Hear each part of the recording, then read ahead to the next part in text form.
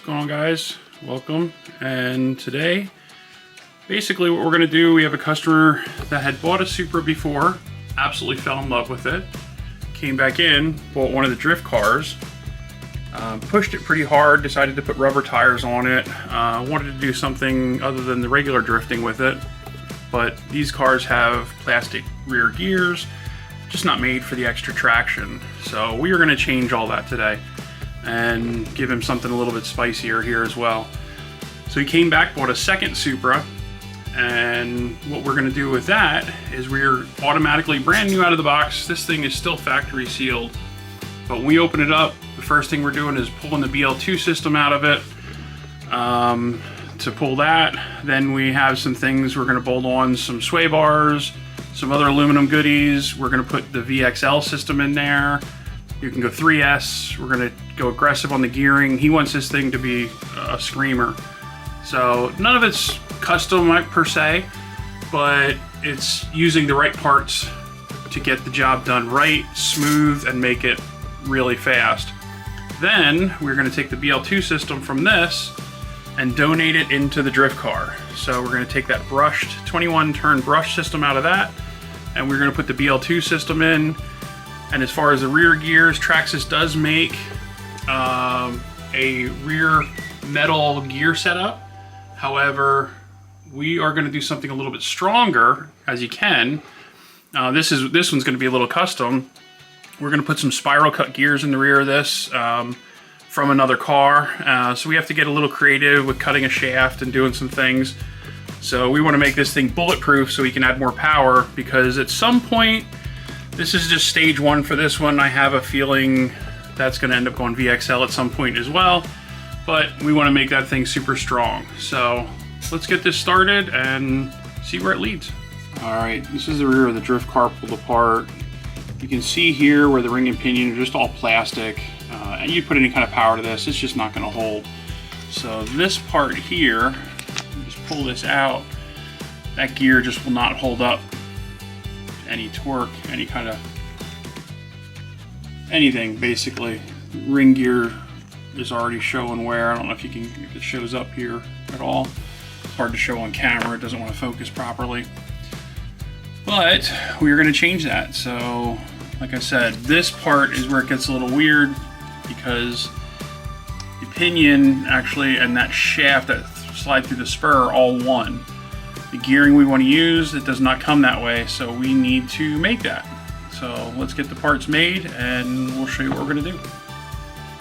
Okay, the parts we have, 9354, it's a stock shaft from basically Fortec, and spiral cut gears. And actually this is just a heavy duty one, not the spiral, I'm sorry. But 6879R is the part we're using. That is the spiral. I did grab the right one, okay. I'm losing my mind here a little bit, sorry. But these are the parts you're gonna use. This is actually from a Slash 4x4, that whole series of trucks, to make them heavy duty and strong and try to make them bulletproof. So it should do a good job here, as long as it works out like I want it to. Let's see how it goes. Got the shaft all marked off here. Basically just gonna be a rough cut, making it a little bit long, and then that way we know when it goes in here. I just want it to come out through that front bearing a little bit, and then we'll clean it up, make it look a little bit better. I'm gonna use a Dremel. I don't have any big tools here, but don't worry, we're gonna be safe. We got the safety squints on, so we should be free from debris.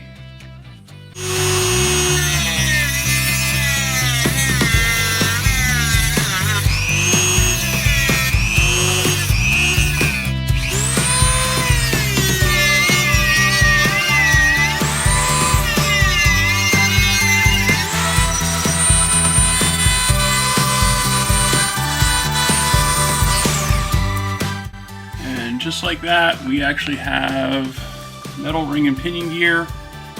That shaft is cut down, cleaned up the end. When the cover goes over top, I think it'll even completely hide that if I'm not mistaken. We're pretty close to it. Yeah, so it'll look factory, but it's going to be way, way stronger. And that's the goal with this car. Let's strengthen her up and see what we can get out of it. Alrighty, we're gonna do the sway bar kit here on the Fortec drift car. I know they don't really list it for this car. Part number 8398 it says it's for like the four-wheel drive cars. The front end's a little different on these, but this guy wants to use it as a kind of like a touring car. Alright, so we've got the bar on the rear. I have the black bar, which is a medium. Let's see if you can take a look at it there. Pretty simple in the back. The front, however, due to steering geometry, different arms, the front with this kit does not actually work. I was trying to look. EL2 system is in. Basically looks like a stock Fortec, but it has those spiral cut gears. Everything is all good to go in here. So let me do this one-handed to lift this up a little bit.